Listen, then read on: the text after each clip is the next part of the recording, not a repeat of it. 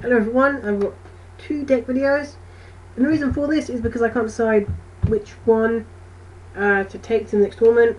I don't really want to use one than the other, but I would like some advice on it, and then give your opinions on which one you think would be better. I mean, I've got Crystal Beast and I've got Wind-Ups, and I have to mention my Wind-Up deck doesn't have Wind-Up Hunter.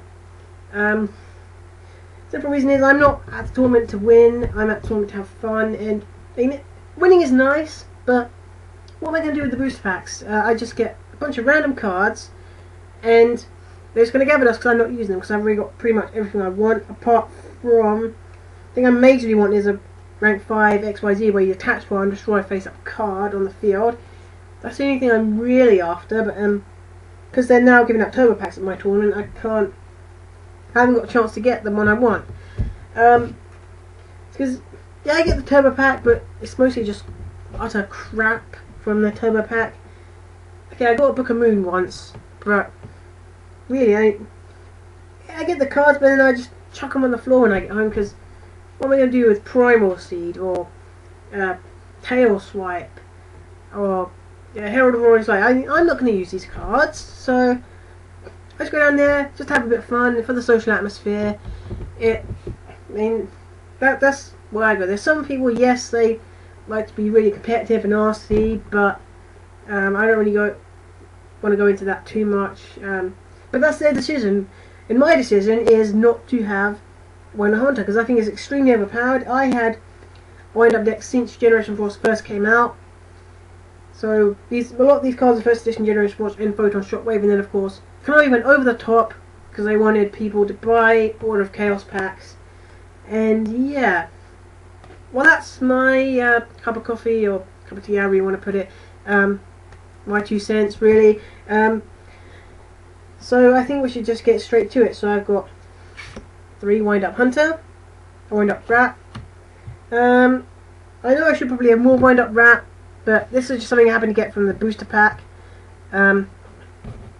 It costs about £16 to get another one. I mean, the only reason I'm using this is because I happen to get it from the booster pack. It's not necessary for my deck to work, and it is nice, but I've got other things like Miracle's Wake, Monster Reborn, and I can even put in, well, Call of the Haunted. And then I've got 3 Wind-Up Honeybee. I was thinking about putting in 1 for 1 purely because of this, because it's a good stalling card, generally very good, and it allows me to search them out. Yeah, I don't know, I could try, but then I'd have to get another 1 for 1 because I'm using my existing ones in my Worm deck, my Reptilian deck, and my Spider deck, which I need a couple more cards to complete, namely Stumbling. I think that's going to be hard to get hold of, but yeah. Wind-Up Juggler, 3 of those.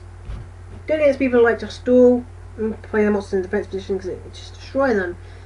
It laughs at your Marshmallow and your Spirit Reapers, and to a lesser extent your Shield Ring as well. And then I've got 3 Wind-Up Shark, very good for bringing out my rank 5s. Great synergy with Wind-Up Soldier. No, which one? Well, yeah, Wind-Up Soldier as well as Wind-Up Warrior, actually. And if I can make it level 5, then obviously Genex and Birdman straight into Stardust. Yeah, and then Wind-Up Soldier. I've just been talking about that one. The Wind-Up Warrior. I'm not sure whether to run Reinforcement in the Army. I believe that could have great synergy, but since I haven't actually tested this deck, I don't know whether to have it in or not, because I haven't tested it with it and I haven't tested it without it. Then I've got, for the tuners, 3 Genex and Birdman. I feel it has great synergy because you can return cards to the hand, and then I can reuse the effect. Because if you know how wind-ups work, they can only use their effects once while they remain face up on the field. Well, it comes from like their wind-up springs, so their little key in the back, and by setting them face down or returning them to hand, that basically resets their key, if you will. Before I spend too long, let's move on to the traps. I'm on Miracle's Wake. One of the cards I could probably take out, but I want to see how it works. Maybe I should get XYZ Reborn or something like that, but for the moment, Miracle's Wake, then I've got one Torrential Tribute, which I could take up Miracle's Wake for another Torrential Tribute, but yeah. Then Mirror Force is obvious.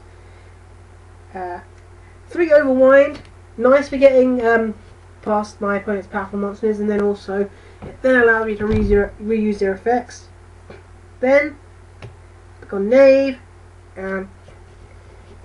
Well, I really like this card in this deck, although if I've got some extra deck cards on the field, then it can be a bit of a problem. But if I've got that rank 5 which destroys a face-up card, then I can easily get rid of Begone Knave, but I don't have that rank 5 yet.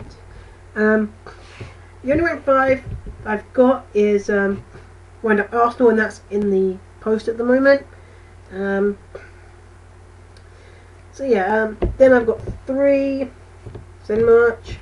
What I can do is that can help protect my life points, because I can resummon the monster in defense position. Some of these wind up monsters have more defense than attacks, and it can also prevent them from being destroyed. Then 1 Zenmailstrom. Not sure if I should have more, but then that's the purpose of this video, to see if you disagree with the way I built the deck. 2 Widespread Dud.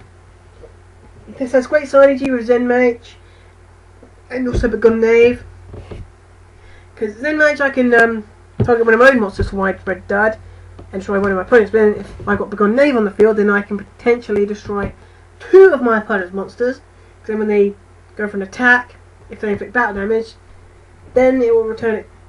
Unless Begone Knave is at the end of the battle phase, but I think it is. No, it's when it inflicts battle damage, not at the end of the battle phase. So yes, that could really save my life points. Then I've got 2 Wind Up Factory, Book of Moon, and Monster Reborn. Monster Reborn is obvious, of course. And the Book of Moon for this deck works really nicely. Now, extra deck. So far I've got 4 XYZ monsters. I've got number 39, Utopia, number 17, Leviathan Dragon, Wind Up Zenmailstrom, Wind Up Chaos Mighty Nut. This came from the Order of Chaos Special Edition. And I bought it thinking, oh, maybe I will get a fake variant, which by the way I already have, because I got it from the Duelist pack ages ago. But it's just gathering dust. I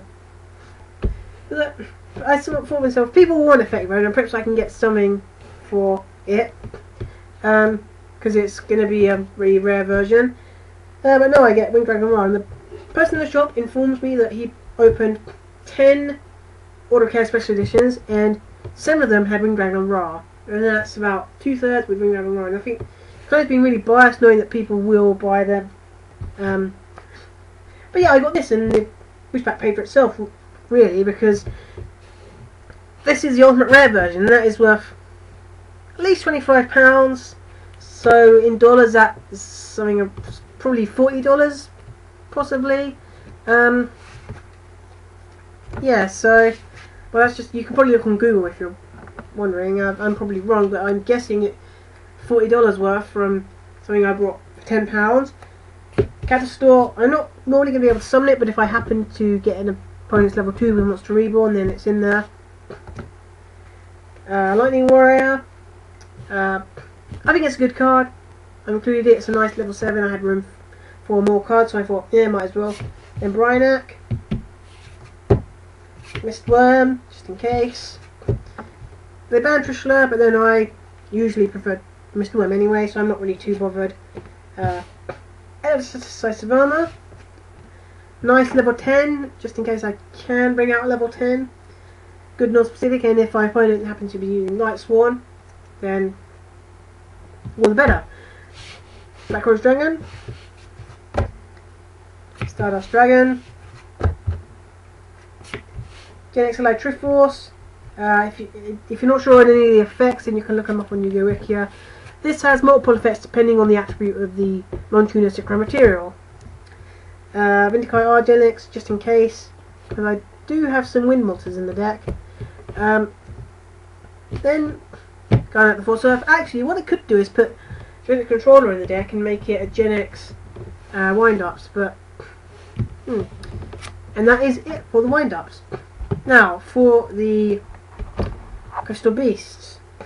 So I've got 2 rare value, 3 Crystal Release, Terraforming, 2 Ancient City Rainbow Ruins, 2 Crystal Abundance, 2 Crystal Beacon, 2 Crystal Blessing, Crystal Promise, Crystal Tree, and that is it for the spell cards. Trap cards, Rainbow Path, Crystal Pair, 2 of them, 2 Crystal Raigeki as well, and that's it for the trap cards. Then for the monsters, 3 Topaz Tiger, 3 Sapphire Pegasus, and 2 Emerald Tortoise,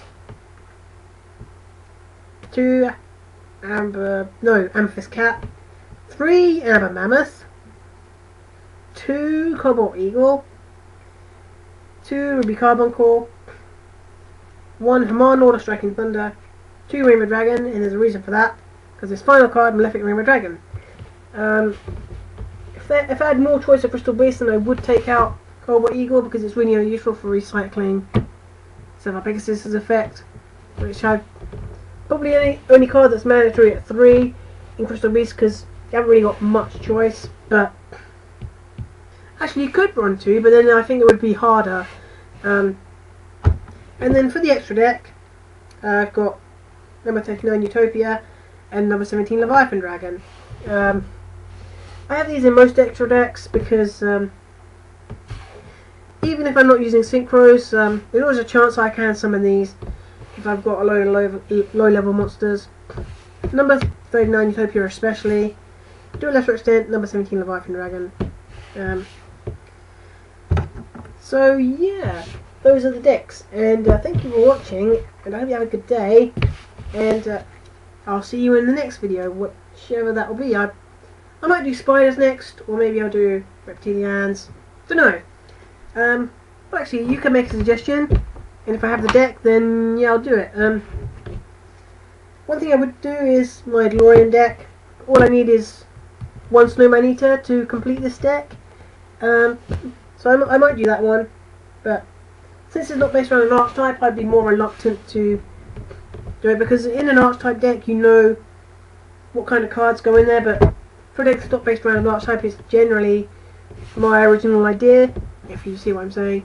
Crusade Nova, he rarely does anything based around archetypes. It's normally, he sees a card he likes and then he wants to make a deck based around it.